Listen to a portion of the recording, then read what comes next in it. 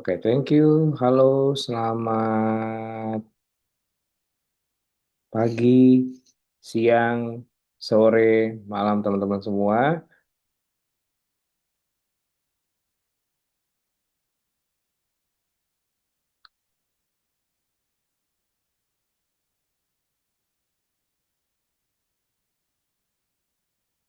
Dimanapun dan kapanpun teman-teman berada, pastinya pada saat ini kita akan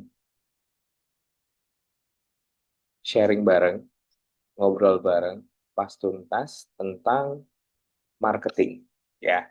Karena di sini pasti teman-teman teman-teman dari para pebisnis dan pengusaha dari brand apapun, produknya macam-macam. Nah, di sini pasti sudah pada penasaran dan mungkin masih bertanya-tanya juga nih, apa ya kok saat ini produk yang saya bikin, produk yang saya punya, produk yang saya jual itu sulit menemukan pasar. Kalaupun sudah menemukan pasarnya, bagaimana cara saya menaikkan penjualannya atau memperbanyak pembelinya atau memperluas pasarnya. Nah, maka dari itu di sesi kali ini eh, pasti mungkin di sini teman-teman ada dari berbagai macam background ya.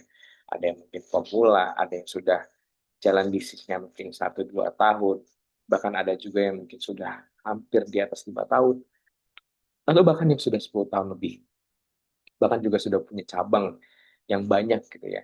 Tapi mungkin kita di sini coba kita remember lagi, eh, balik sebentar, balik sedikit, refreshment ya, mungkin dari beberapa bulan ataupun beberapa tahun ini kita ada yang terlewati dari proses-proses yang udah ataupun yang udah kita jalani saat ini. Maka ini mungkin kita refreshment dari proses perjalanan ini. Kalau nantinya di di YouTube webinar ini pada malam hari ini kita akan bagaimana cara kira-kira udah muncul belum ya? Oke, mungkin aku coba ini ya.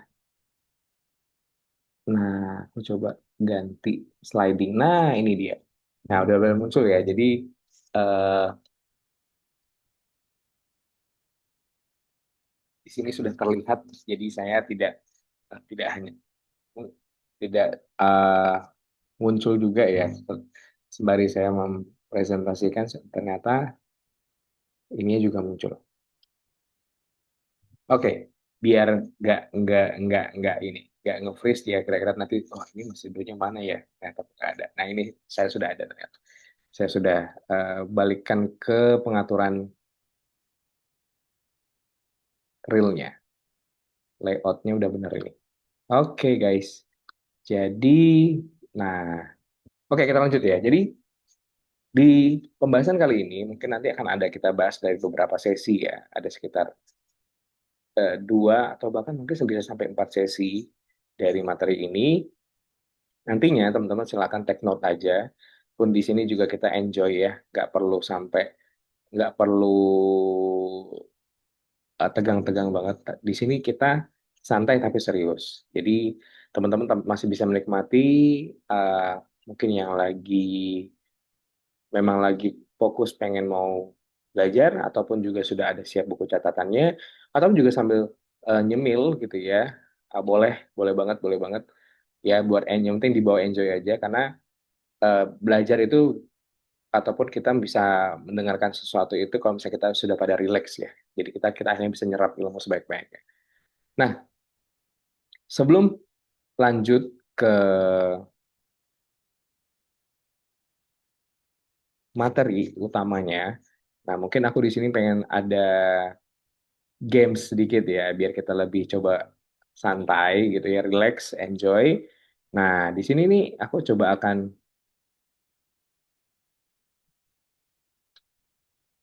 mencoba membawa teman-teman kalau di Materi kali ini ternyata kita nggak tekan-tekan yang ini banget ya, tapi kita di sini bisa santai. Nah, ini jadi kita akan coba bermain sedikit ya, sedikit main sebentar untuk relax aja. Jadi kalau teman-teman di sini sudah siap ini, tinggal didengerin aja. Nanti juga ada di kolom komen dan teman-teman bisa coba jawab nanti dari games yang aku sampaikan ya. Jadi untuk pertama mungkin, oke, titik-titik itu seleraku. Kira-kira ada yang tahu apa jawab apa isinya? Di sini tidak ada jawaban A, B, C ya, ataupun di sini nggak ada juga benar salah. Yang penting teman-teman berani untuk menjawab, mengekspor, eksplor aja apa yang teman-teman pengen eh, ini jawab. Boleh silakan. Boleh silakan di kolom komentar ya, kalaupun ada yang ini. Indomie, Indomie seleraku, betul banget. Nah, ada yang kedua nih, titik-titik gantinya ngopi. Ya, kenapa yang ada yang tahu? Kopiko. Oh ya, oke. Kopiko gantinya ngopi. Keren, keren, keren. Berarti ini semua udah pada jago ya. Nah, ini juga ada lagi nih. Apapun makanannya, minumnya, teh, botol sosro. Keren, keren, keren.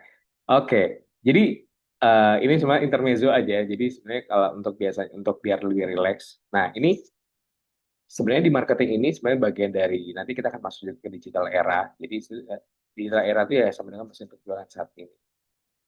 Namun sebelum kita coba lanjut ke digital era itu, ada yang lebih penting sebenarnya adalah tentang masalah marketing foundation. Ya, ini dia. Jadi marketing foundation. Ini yang sangat krusial banget ya teman-teman ya. Khususnya buat kita para pelaku usaha bisnis ya. Para baik itu UMKM ataupun yang sudah menengah ya.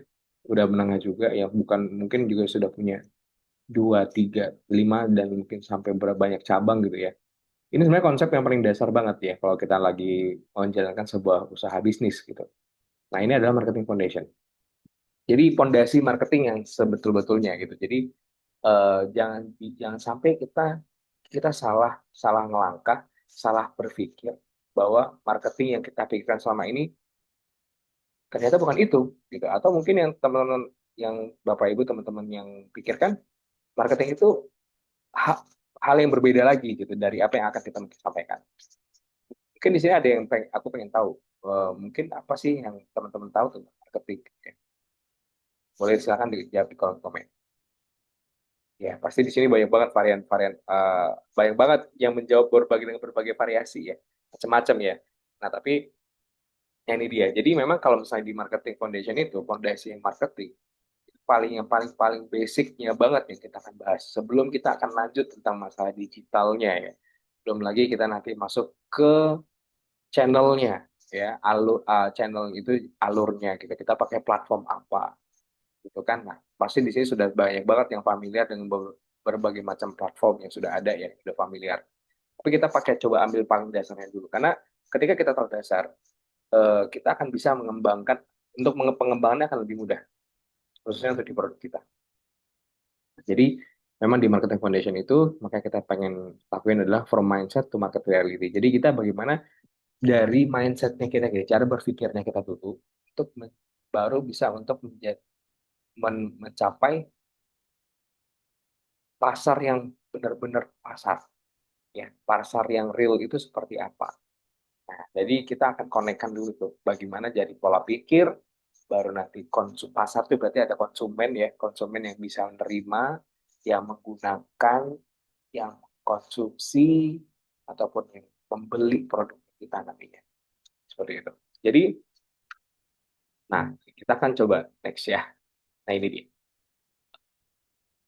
What we are cover today. Jadi, pada hari ini tuh kita akan mau membahas tentang apa aja sih, tentang dari marketing foundation ini gitu ya. Jadi pertama adalah tentang marketing mindset gitu. Yang kedua ada consumer behavior, modern funnel, dan keempat ada market research. Oke. Nah, lanjut next ya di seksi satu. Marketing mindset ya. Most business don't fail because bad product ya. They fail because nobody knows they exist. Oke. Dan tadi juga ada salah satu quote ya. Ada sedikit tulisan.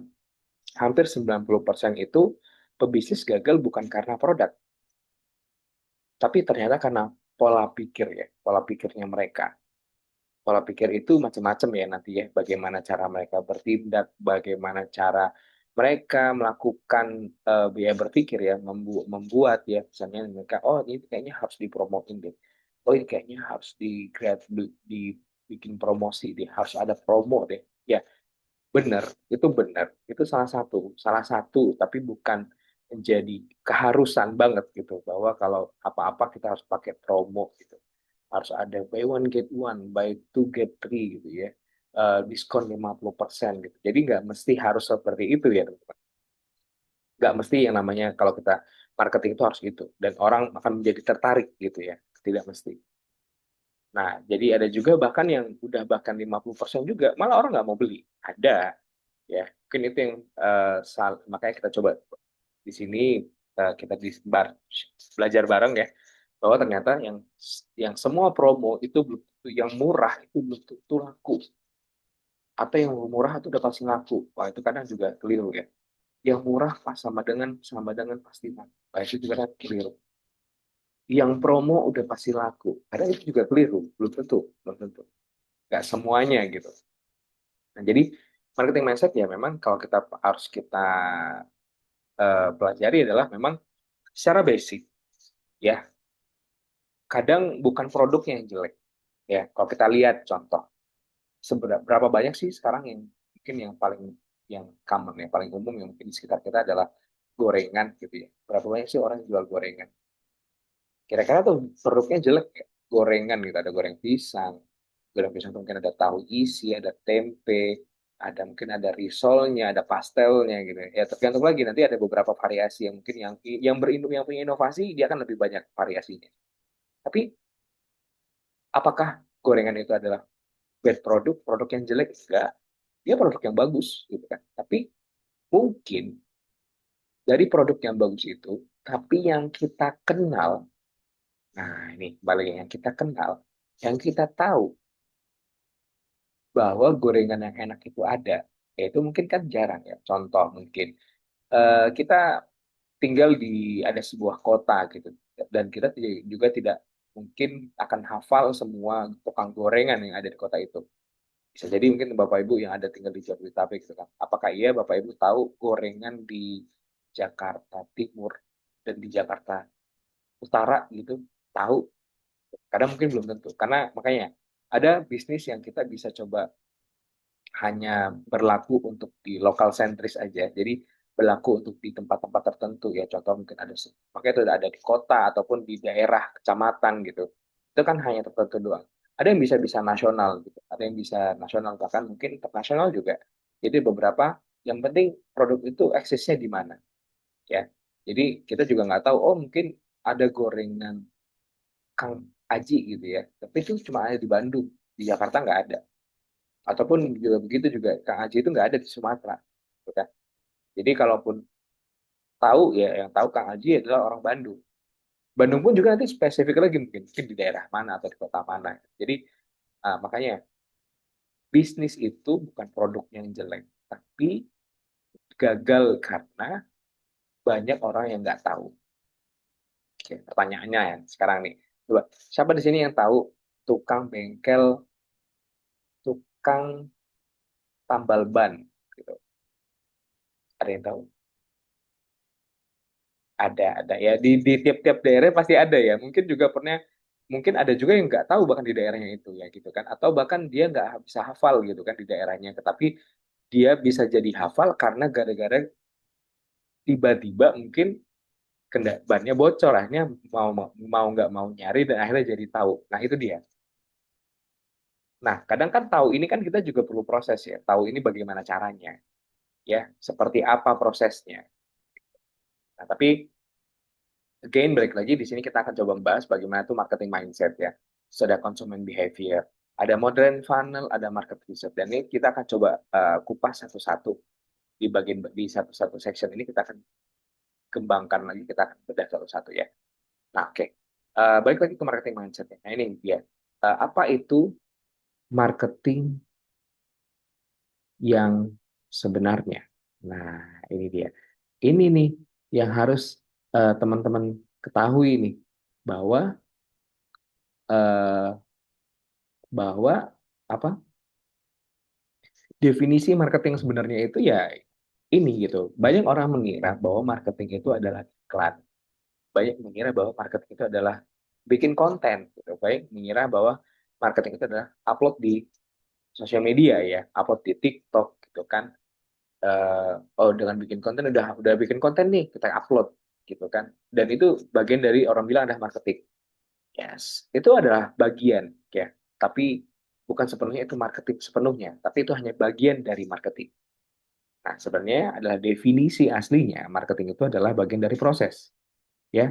Proses kita untuk create konten, proses kita untuk membuat konten bagaimana agar dikenalkan ke orang-orang gitu, agar orang-orang tahu bahwa produk produk kita, baju kita, makanan kita, jasa kita yang kita jual itu dikenal, diketahui sama orang.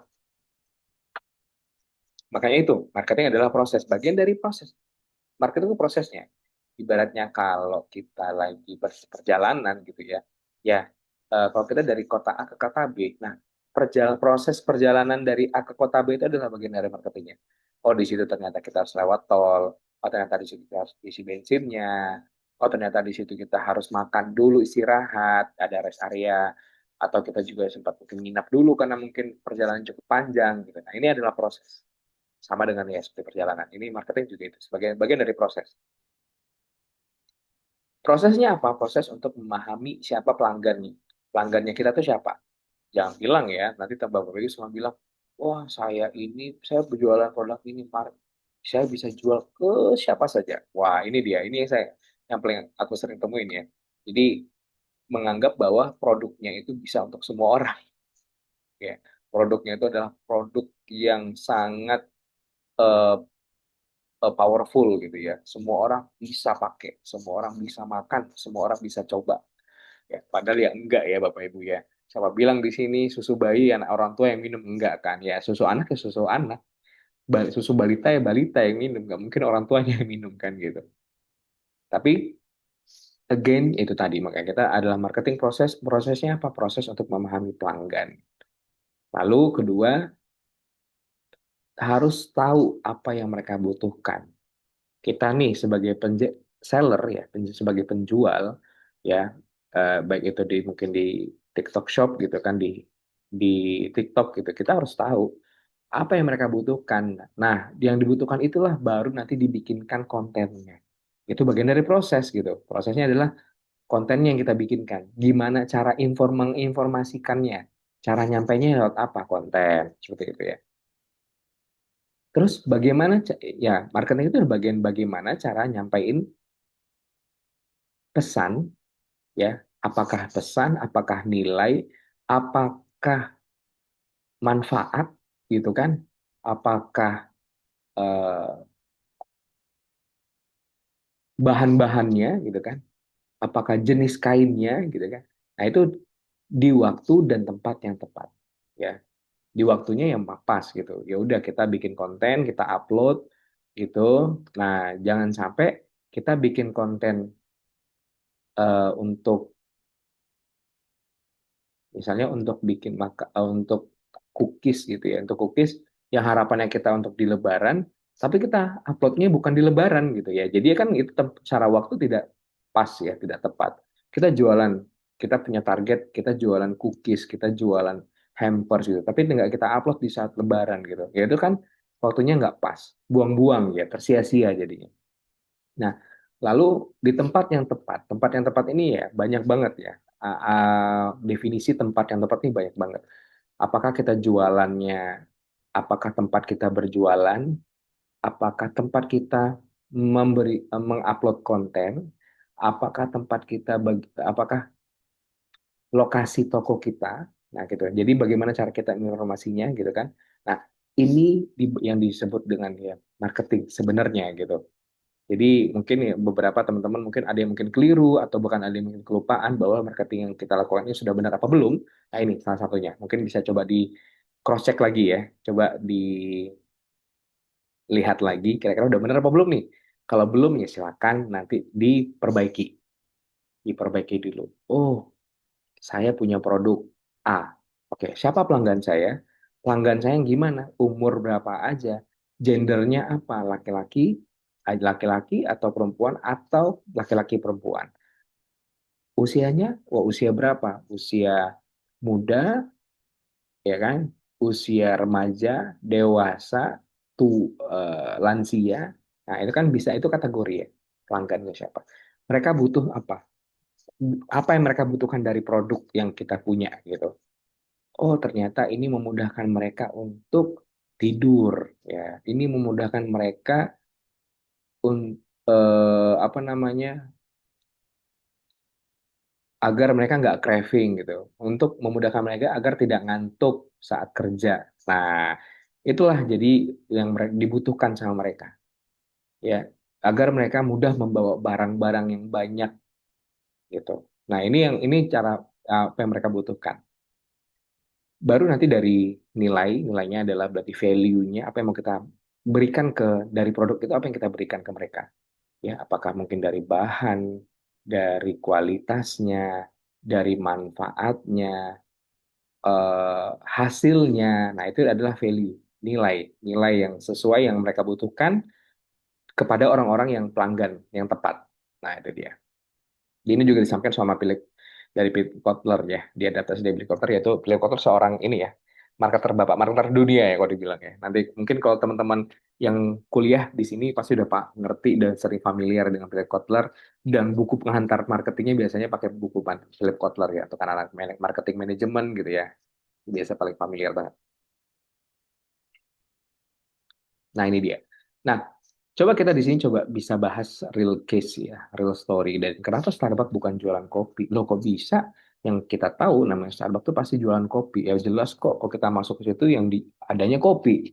Memang ada jualan baju, ada jualan mainan, ada jualan rumah gitu, atau jualan rencana perjalanan jalan-jalan, rencana liburan gitu. Enggak kan gitu. Yang kita lihat pasti ketika kita masuk ke Starbucks ya, yang paling dipampang di depan itu ya ada meja bar ya, barista untuk kita pesan makanan minuman gitu. Tapi sebenarnya yang Starbucks lakukan adalah mereka tuh jualan pengalaman, ya pengalaman, perasaan me time ketika ketika customer masuk ke situ, mereka kerasaan kenyamanan, ya kenyamanan. Apakah mereka memang mau ke Starbucks itu memang untuk mau meeting atau mau ketemu kolega atau cuma sekedar me time gitu ya, habis ngantar anak daripada pulang ke rumah bingung ngapain ya. Ya udah mereka akhirnya mampir dulu deh, habis ngantar anak di dekat sekolahnya ada mungkin yang mall ataupun apa ya, akhirnya mereka mampir dulu ke Starbucks, menenangkan diri mungkin sambil baca buku ataupun dengan audio dengerin podcast dan lain, atau bahkan sampai ketemu dengan teman juga ya, quality time dengan teman gitu kan. Nah, inilah yang mereka rasain.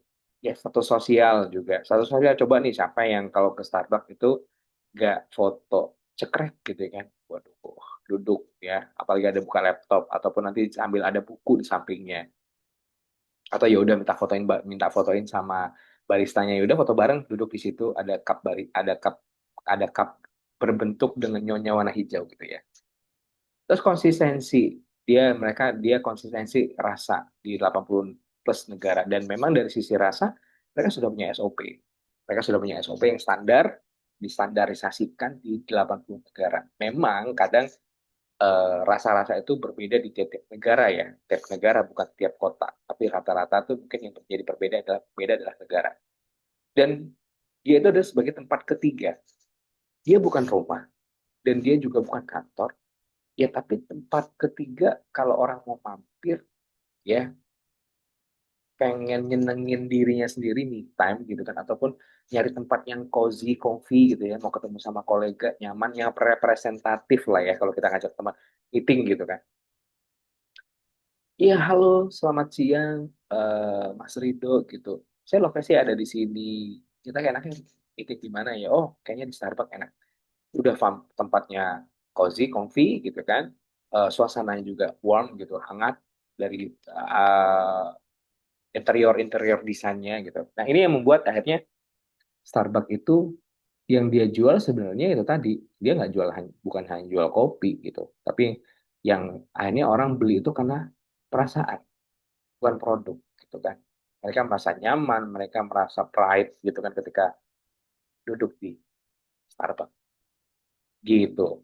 Oke, sampai sini mungkin Bapak Ibu ada mungkin di hold dulu ya kalau ada pun ada pertanyaan, tapi di sini ini yang paling penting yang kita ini adalah bahwa eh, mindset itu adalah ternyata yang kita kira ternyata bukan gitu. Nah, itulah yang mungkin yang mindset yang harus kita ini. Nah, ini juga.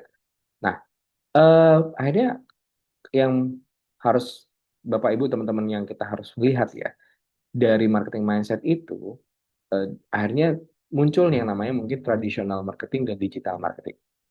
Ya mungkin kalau bisa kita lihat ya. Ini bukan ini bukan bukan pembandingan. Ini bukan perbandingan. Ada tradisional, ada digital. Tapi ini bagian dari evolusi. Ini berubah. Semua berubah. Jadi dia bergeser gitu. Selama ini dulu mungkin di tahun berapa mungkin ada mungkin di rumahnya yang masih punya telepon yang putar-putar itu gitu. Nah, sekarang mungkin mungkin udah sangat jarang yang ditemui ya kalau memang punya mungkin itu peninggalan mungkin yang punya kakek ataupun saudara nenek yang sudah ya itu kan peninggalan yang veteran banget ya. Nah, tapi ini kalau kita sekarang udah pakainya apa? Handphone, gadget ya, smartphone ya kan, HP pintar ya, namanya smartphone. HP pintar ya, semuanya tuh bisa ngapain aja, pintar, udah sangat pintar gitu. Kita mau bersosial media di situ bisa, mau berjejaring bisa, mau bikin konten bisa, mau jualan juga bisa gitu ya seperti itu. Nah makanya ini jadi ini bukan bukan banding, bukan tradisional vs digital, no no no, ini adalah sebagai evolusi, transisi, perubahan ya dari tradisional ke digital. Ya mungkin kalau kita lihat dulu ada TV, radio, billboard, terus ada juga koran, majalah segala macam gitu ya. Tapi pertanyaannya itu masih kenapa kok masih ada? Yes, benar itu. Yes, itu masih ada, benar. Itu bukan dia bukan hilang, tapi hanya tergantikan. Dan ada orang yang ada yang orang masih menggunakan traditional marketing, masih. Tapi ada beberapa minus di situ, ya. Beberapa minusnya itu mungkin tadi mungkin dia masih one way communication. Ini hard to measure, jadi dia masih sulit untuk diukur ya, return on investment-nya itu masih sulit diukur. Oh, kita coba pasang baliho berapa, kita baliho sekian sekian juta, sekian puluh juta.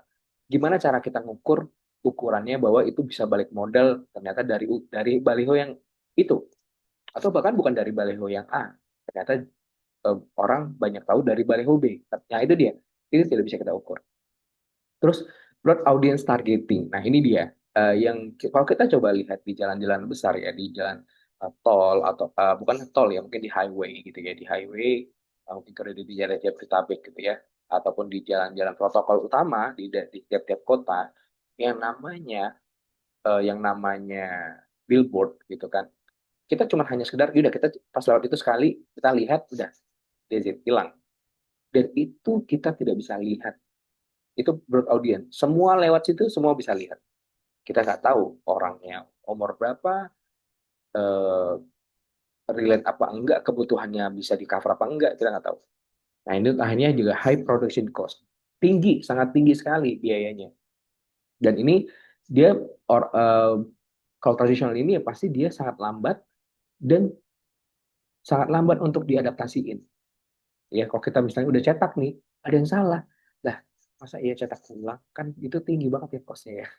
Nah, tapi kalau dengan digital seperti apa saat ini?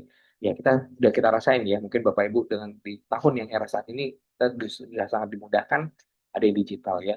Itu tadi bisa dua arah conversation, komunikasi, real time ya.